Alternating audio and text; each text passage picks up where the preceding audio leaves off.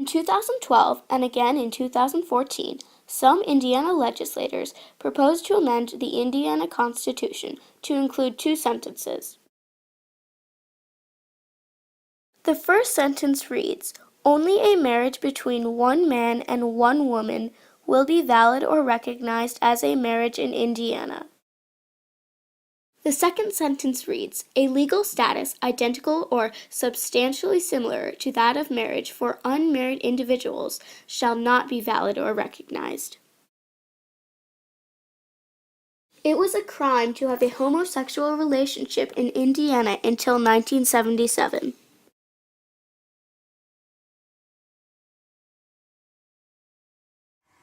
What type of laws are you after?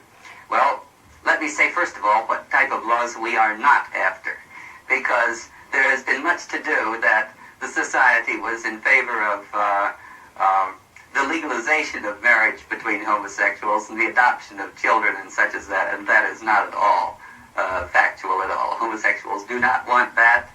You might find some fringe character someplace who says that that's what he wants. Basically, you have people who are active in civil rights movements wanting to take incremental steps, because if they try and advocate for change too quickly, other people respond negatively, and then there's a backlash.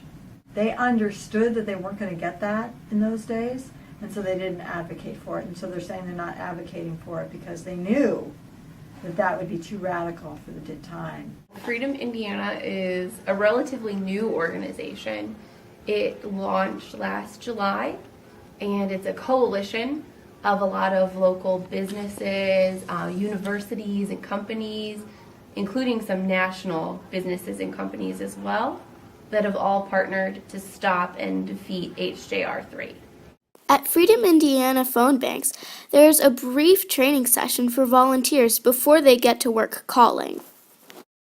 Okay, now put our hands in the middle, like we're playing basketball.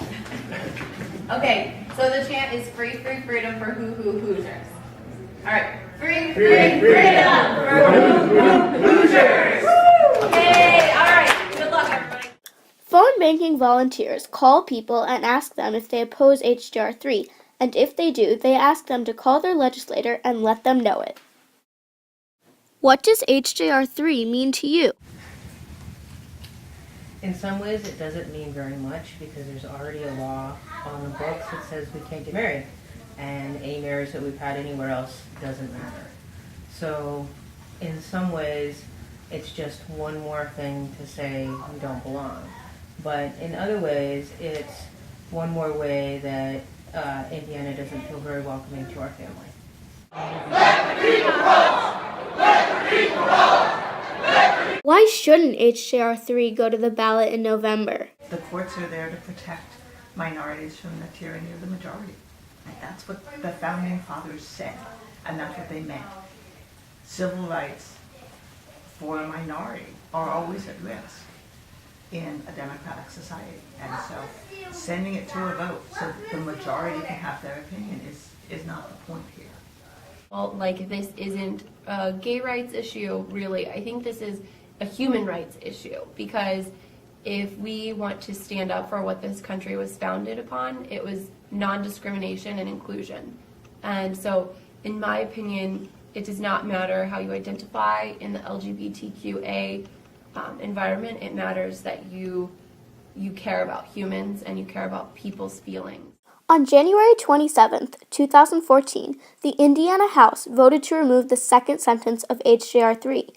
On February 17th, the Indiana Senate, pictured here, also voted to remove the second sentence. This means that HJR 3 will not be on the ballot in November 2014.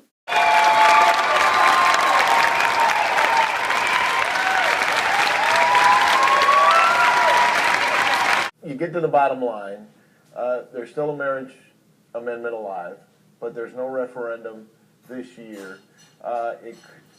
It'll all be considered another day.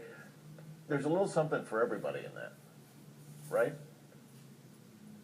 No? I think there's a lot more for Freedom Indiana in that. I think it's dead. Frankly, it was a victory against bigotry.